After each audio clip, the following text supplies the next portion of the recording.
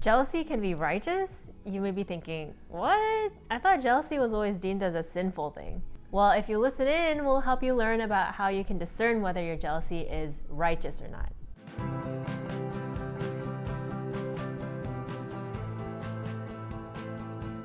Hey, welcome to The Biblical Couple, where we help you walk with God in your marriage. If you are interested in a previous video that we've done, you can click the link right here, and it's on how can I tell if my jealousy is sinful. Today we're going through the flip side of that. How can I tell if my jealousy is righteous? Yes, jealousy can indeed be super carnal, or it could be really godly and an accurate reflection of God's attributes, as we see in Exodus 34 verse 14.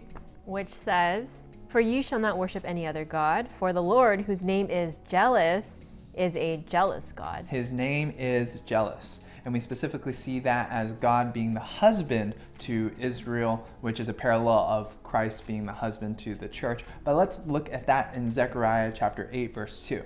And that says, "Thus says the Lord of hosts, I am exceedingly jealous for Zion. Yes, with great wrath I am jealous for her."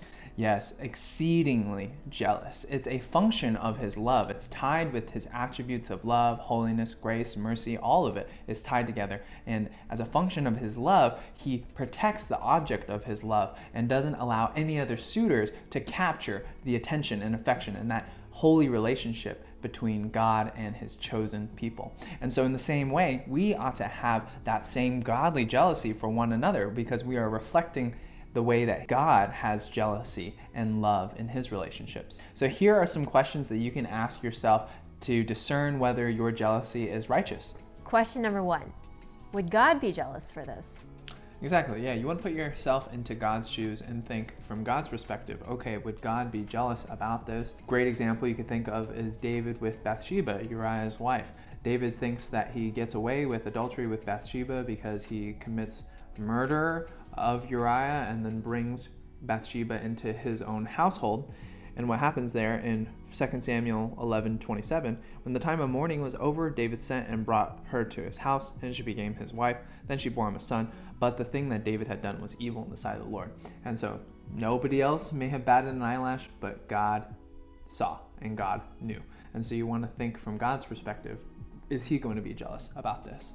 Question number 2. Are you trying to protect the marital unity?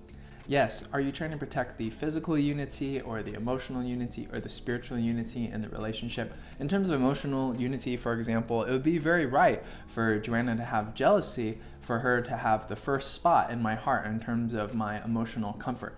If I'm running off to some other woman to vent my issues to, or if I'm talking to my mother like every single night to talk to her for comfort, then it would be natural for Joanna to be like, hey, I want to be your emotional respite and I want to be the number one in your heart.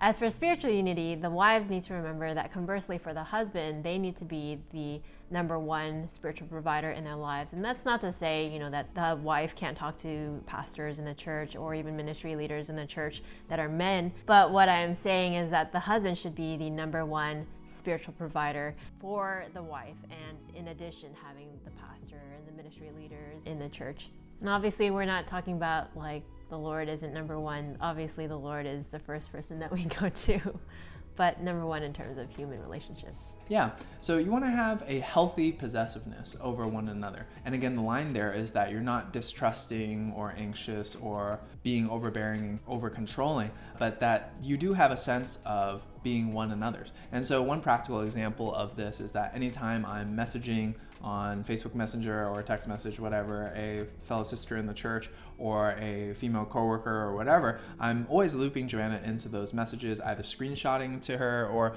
literally putting her into the group message as well, just because I never want to make any provision for the flesh, Romans 13:14, and I never want to allow any opportunity to make a wedge in between our physical, emotional, and spiritual unity. And there's never really going to be any time where it's not going to be beneficial for Joanna to be looped in on those conversations, because she is a godly woman that would be able to be a great sister to sister or woman to woman influence on that woman's life. Question number 3 is your jealousy increasing your communication? Right, and the jealousy should be increasing communication and not adding tension instead. So that means you guys should be on the same page, sharing your struggles, sharing weaknesses, sharing prayer requests, so that you guys can be continuing to build that communication with each other. And also so that you can help the other spouse feel more secure where there are possibly cracks in the foundation of where there is insecurity. And we'll talk about that in our next video on how you can fix jealousy and root it out of your marriage. But for now, our fourth and final question is, does your jealousy accompany other godly fruit? One of those fruits is trust. Obviously, you want a godly jealousy to build more and more trust in the relationship as opposed to tearing away that trust. And of course, we can't forget Galatians 5:22-23, which says, "But the fruit of the Spirit is love, joy, peace, patience, kindness, goodness, faithfulness, gentleness, self-control. Against such things there is no law." So we want to make sure that our godly jealousy is producing the fruit of the Spirit. It's not just one piece of the fruit of the Spirit. It's all encompassing, that a believer should be manifesting all of those attributes, which is making up the entirety of that fruit of the Spirit. Excellent point. There you have it. 4 questions that you could ask yourself. Question 1, would God be jealous for this? Question 2, are you trying to protect marital unity? Question number 3, is your jealousy increasing your communication?